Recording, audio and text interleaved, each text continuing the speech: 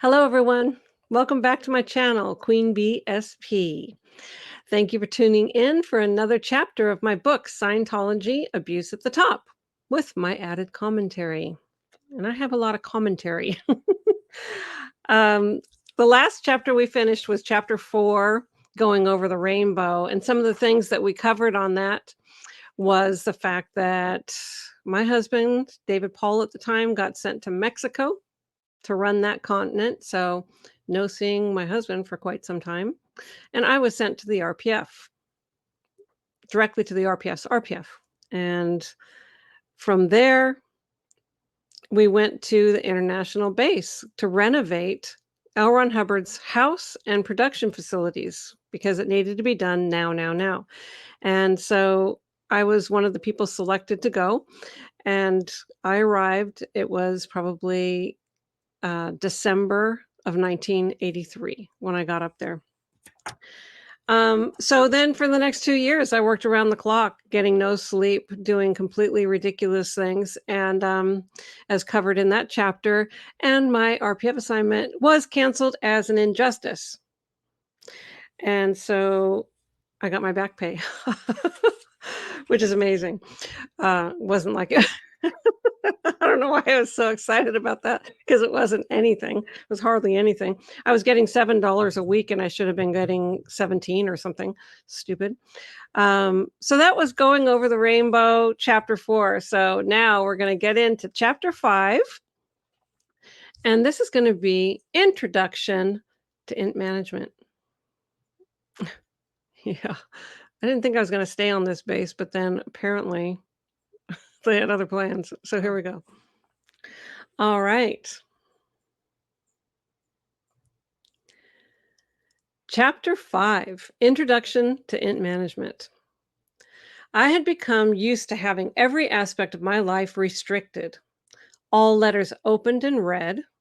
Who does that besides prison? No time off. Inability to drive unless through car school, a luxury very few int-based personnel are permitted. And mind you, that car school, it's ridiculous. You practically had to become a mechanic to get through it. I started it and was just ridiculous.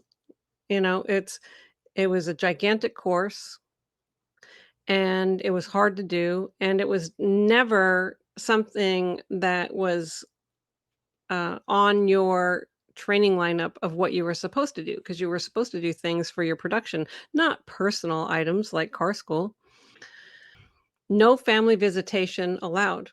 Yeah, you're not even supposed to tell anybody where you are. It's a confidential location. And so, of course, no family can visit. I had to decline an invitation to attend my Uncle Dick Scobee's first NASA Space Shuttle takeoff in April 1984, which was a major event for my family.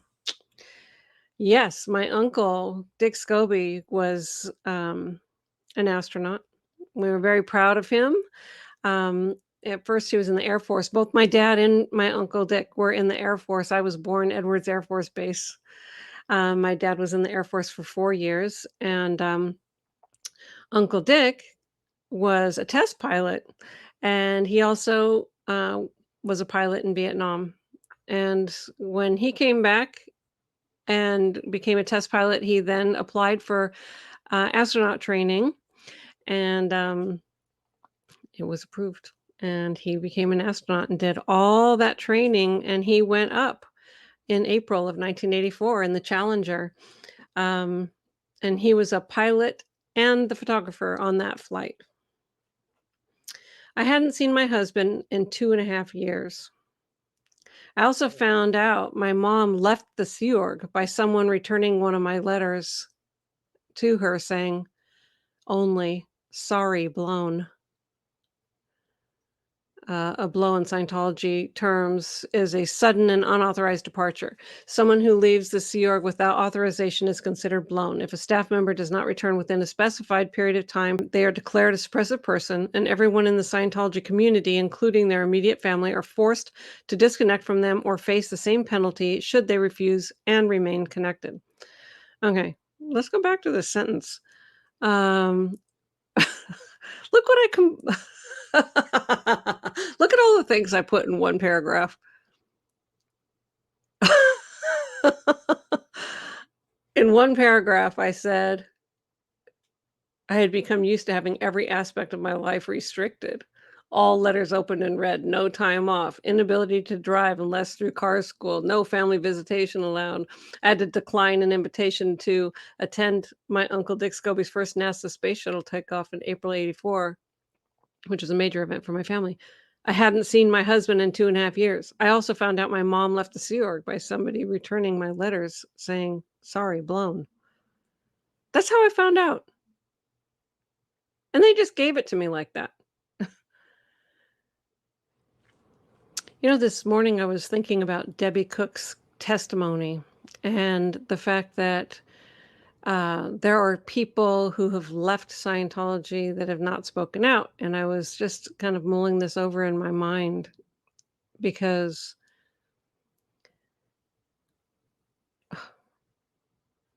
Mark Ginga Nelson, who was in the Sea Organization for many, many years in the Commodore's Messenger Org, was forced by Scientology executives, David Miscavige's office, Laurie Stuckenbrock.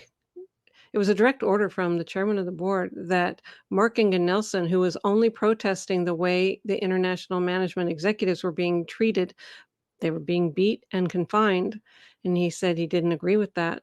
He was made to lick the bathroom floor. And I was thinking about that and how disgusting that is, and that it's not just a punishment, it's practically attempted murder. And the reason why I say that is because think about licking a bathroom floor. Whatever kind of cleaners might be on the floor, whatever kind of disease might be on the floor. Man, oh man. It's not just, oh, isn't that funny he was made to lick the floor? No, think about it. Think about what David Miscavige was putting this person through.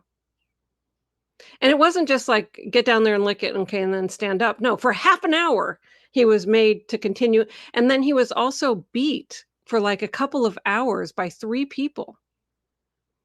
That was in her testimony, which I have up on my channel. And I was thinking about Mark Inga Nelson isn't speaking out. He's not telling his story. He's out of the Sea Org, thank God. But he's quiet. Why are people quiet? Like I say in the beginning of all of my videos, silence in the face of injustice is complicity with the oppressor. Janetta Sagan. I want more people to speak out. There's a lot of people who have information that are just, in hiding. Hopefully my speaking out and the others that are speaking out make it a little bit safer for these people to consider speaking out themselves. If they don't want to speak out publicly and you're watching and you don't want to speak out publicly, go to the FBI, go to the police, tell them the information that you want known. Even if you have to do it anonymously, get that information known. Scientology is a criminal organization. And David Miscavige, who runs it, tortures people.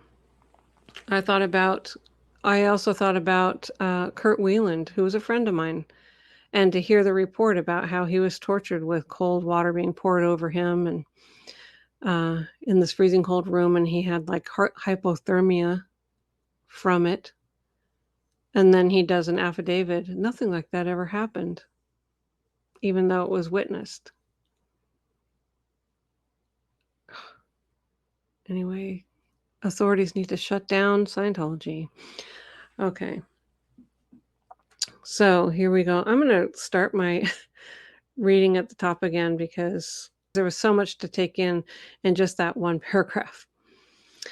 Chapter 5, Introduction to Int Management. I had become used to having every aspect of my life restricted. All letters opened and read, no time off, inability to drive unless through car school, a luxury very few Int-based personnel are permitted, no family visitation allowed. I had to decline an invitation to attend my Uncle Dick Scobee's first NASA Space Shuttle takeoff in April 1984, which was a major event for my family. I hadn't seen my husband in 2.5 years.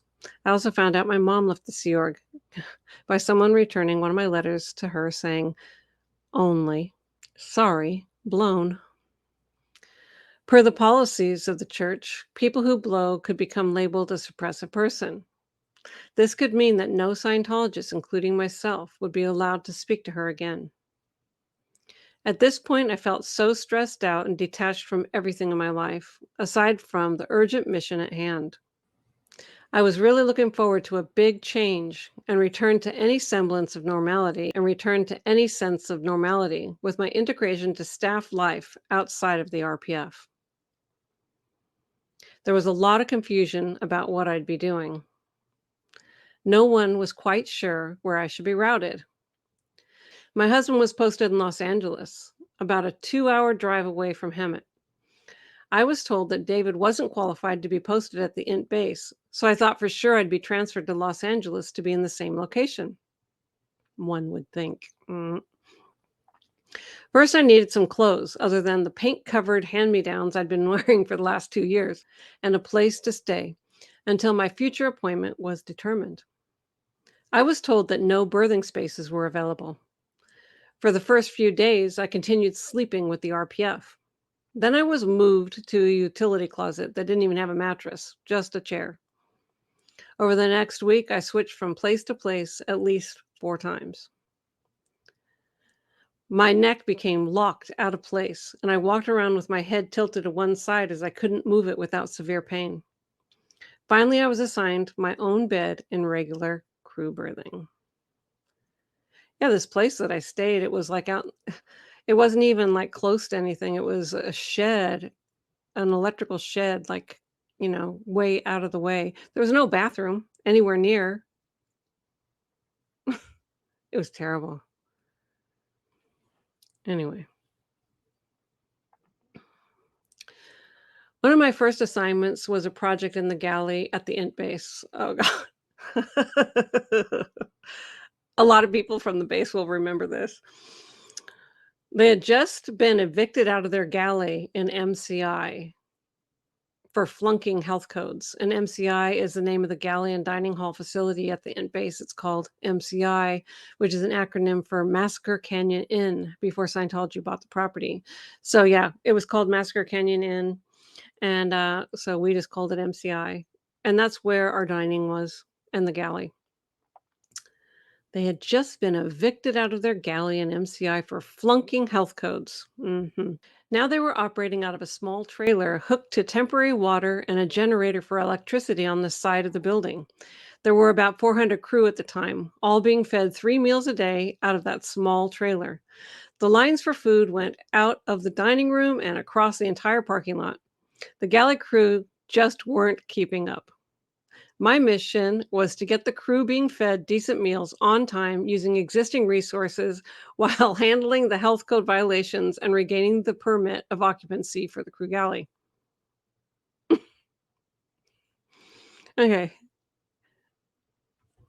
Okay. We organized the galley staff as a team to prepare and serve simple, healthy meals while we spent the evenings addressing and handling every code point violation. The crew were happy to get their meals on time, and we regained our cert of occupancy for the galley. While we didn't get much sleep in the process, we successfully accomplished our assignment. Okay. Wow, I skipped everything that happened on that thing. But, yeah, so okay, I'll tell you a couple things. So we had this big tent because we had everybody go out of MCI because we had to handle the entire place. So we had this gigantic tent, like a circus tent practically, where 400 people could all eat at the same time outside and realize we're totally in the middle of the desert. Okay. And the wind blows. And so all this dust is just it's like a dust storm blows through this tent and on the buffet of all the food. So all the food is just covered in gritty, sandy dirt dust. And yeah, I mean, we tried to get the food out. We were not successful. When we first started, it was really just a dog's breakfast, and the lines you only had a certain amount of time to eat as a staff member, and so now you're coming down and the galley's closed off. We're trying to prepare food out of a trailer for 400 staff all arriving at the same time. And we'd put the stuff out, and the line was going out around the building. But anyway, I just said this little paragraph about that, but that's okay. You don't need to know all that detail, but it was quite something. When this mission was complete, the deputy commanding officer for CMO Int, and CMO Int is the Commodore's Messenger Org International, who was responsible for all of the outer CMO units in every continent, assigned me to train in CMO Int for a future executive position in their extension unit located in Los Angeles. I was supposed to be in training for approximately 3 months. In order to see my husband during this time, I was allocated time on Saturday mornings for visitation in Los Angeles to be back to work at the Int base in Gilman Hot Springs by noon the same day.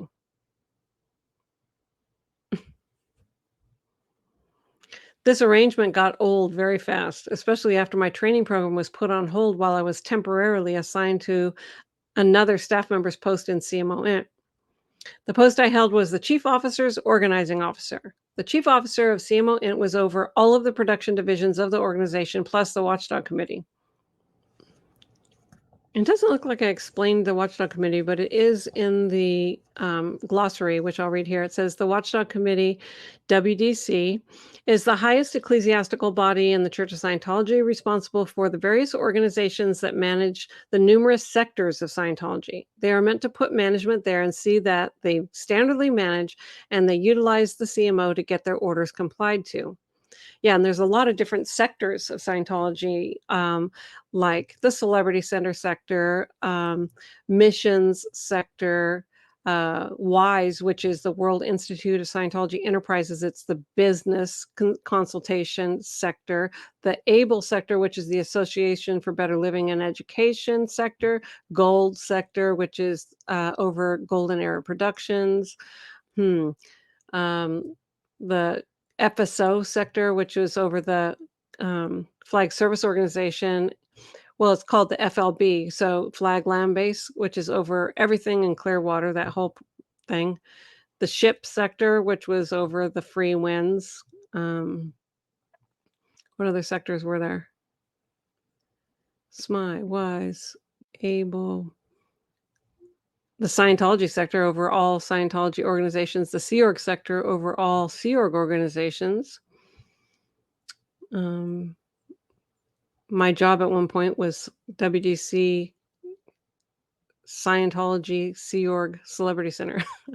I had all of them. Sometimes we would have a watchdog committee over the Flag Bureau, which was middle management, responsible for the management of all Scientology organizations. I did that job too. I was WDC Gold, WDC Able, WDC CC, WDC SEN, WDC SO, WCFB. Gold was just a nightmare. Anyway, we'll get to that. What other sectors?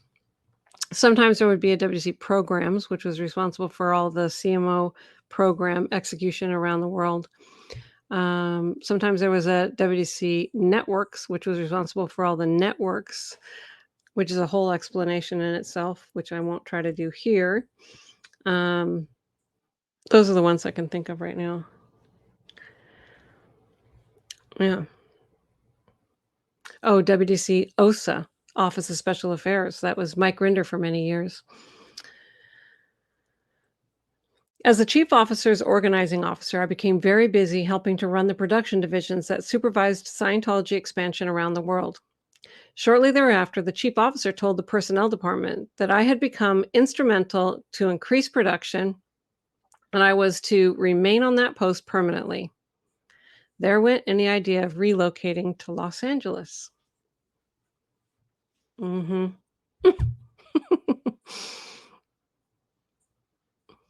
I It was fascinating to see myself there in a senior position within the executive council of the Commodore's Messenger Organization International after 2 years on the RPF. CMO-INT is the highest management body for the Church of Scientology. While the Religious Technology Center, RTC, is a higher body, this organization holds the trademarks and service marks of the church, but they were never intended to have anything to do with the direct management of the church. David Miscavige should look up the definition of RTC. Because he micromanages all of Scientology and lied to the IRS about how he has nothing to do with the day-to-day matters. Oh my gosh. Outside the RPF, I had little experience. I really had minor understanding of Scientology technology since I very rarely studied, hadn't read any of the basic books, and received little counseling other than confessionals asking for transgressions. Boy, did I have my share of that. Yet somehow I ended up at the top of the organization. David Paul and I decided to get a divorce. I was told that he did not qualify for posting at the Int base because of a new no prior drug history requirement to be staffed there. Besides, our long distance relationship was not working. I became very involved in my job and took less time for any personal matters, including traveling to Los Angeles to see my husband. Yeah, for like 2 hours, it was just so weird. I mean, it's not a relationship. Yeah, it's just weird. And he wasn't qualified to be at the Int base, and they were keeping me at the Int base, so, and plus he was gone for years over in Mexico. It was ridiculous, so we got a divorce. We had a Mexican marriage, so I don't think we even needed, like, a proper divorce. Right? Yeah. It wasn't even considered valid anyway. Something stupid like that. I started diligently training for my job and was even certified as a competent, productive staff member by the Religious Technology Center. Yeah, there's a thing that you do called permanent posting, and you have to prove that you can make $1 million for the organization within a year. You have to prove that you are completely competent and able to raise statistics on in that position. You have to get fully trained and certified, and you have to get through confessionals and done in a certain way. It's called FPRD style in Scientology, and FPRD stands for the false purpose rundown, which means you're asked for evil purposes on every single transgression you've ever done. Oh, how many hours did I get that? And you do confessionals on every dynamic, and there's 8 dynamics. First dynamic, self; second dynamic, sex and family; third dynamic, group; fourth dynamic, mankind. It goes up like this, and, so you had to get tailor-made written confessional questions on every one of your dynamics, and any single transgression that came up on any single one of them, you had to take back to the earliest time, no matter what lifetime it was, and then ask for, prior to committing that crime or transgression, what evil purpose prompted it. And then you get the exactly worded evil purpose that is confirmed by the e-meter read. Yes, here's your worded evil purpose. And then you take that all the way back, the first time you ever had that evil purpose in some galaxy far, far away, until it's blown, and, you are now rid of that evil purpose. Well, I was always looking for evil purposes. They're always constantly looking for my evil purposes nonstop. My transgressions and my evil purposes. I wasn't quite as evil as they thought I was. I don't think anybody is. I don't know.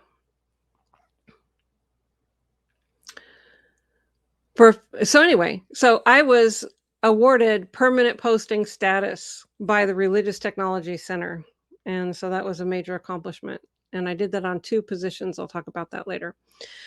For a few years, I really enjoyed being there. While we worked very hard, we also enjoyed group activities when international statistics were on an uptrend. It was an exciting time. Every week, a report was sent to LRH from each WDC member, covering the sector's accomplishments and statistics. LRH would then respond with direction, which everyone worked on until the next report that was due the following week. Several executives in CMO Int had previously worked directly with LRH as his personal messengers. They held training programs, which I attended, to groom up new messengers for the future should LRH ever return to the Int base. You all know Janice Grady of My Scientology Stories, Peeling the Onions. So Janice was a senior messenger because she worked with LRH and she did a lot of the training. And I attended the training that she did. Janice and I worked together for a long time. And I love her very much. My goal was to become very proficient in all of my skills so I too at some point could work directly for LRH. From what materials I had studied and what I had seen in his weekly report replies, I thought Elridge was full of compassion and one of the most brilliant men alive. They only tell you certain things. Like last night, I was watching a program that talked about L. Ron Hubbard and all the things that he was doing prior to Scientology.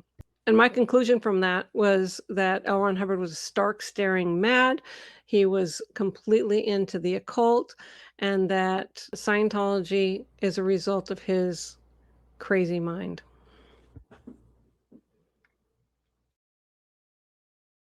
However, on 24 January 1986, LRH passed away. All Sea Org members and Scientologists were informed of this at an event held at the Palladium in Los Angeles a few days after the fact. I was in shock.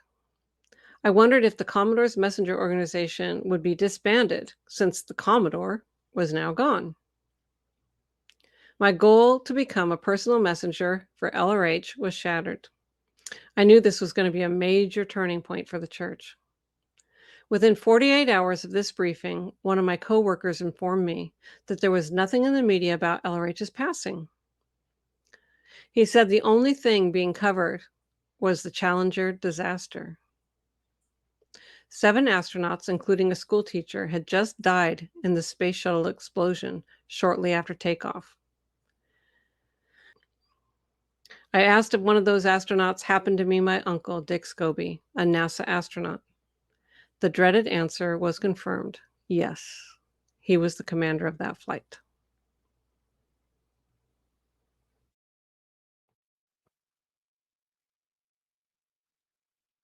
I don't talk anything more about this in the book, but that was a major, major disaster for the nation and obviously for my family and the families of all the astronauts.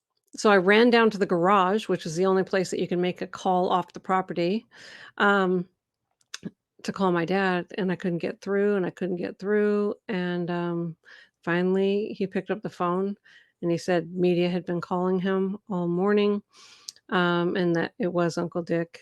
See, at the Int base, we didn't even have, um, newspapers, televisions, radio, and so we're so disconnected from everything, so, um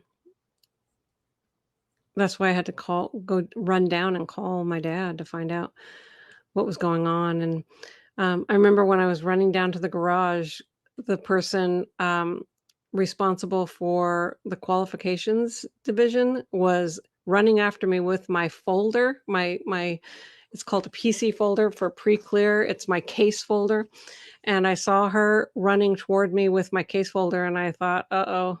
She confirmed that it was my uncle because she wanted to get me right away into a counseling session. Uh, anyway, I got a hold of my dad. I didn't see any of the footage and I didn't see any of the news because we didn't have TV or anything. So, um, but soon after that, I went home for a family reunion where everybody got together. I was just there for a day, but it made a big difference to be able to see everybody and be able to grieve with everybody.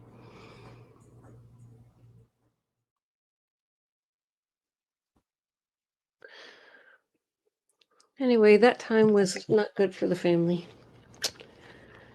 but everyone wants to see baby. Mm, mm, wants it. Everyone wants to see Kiwi. That's my Kiwi. You're my baby Kiwi. Mm, you're my baby Kiwi. Mm, yes. Mm,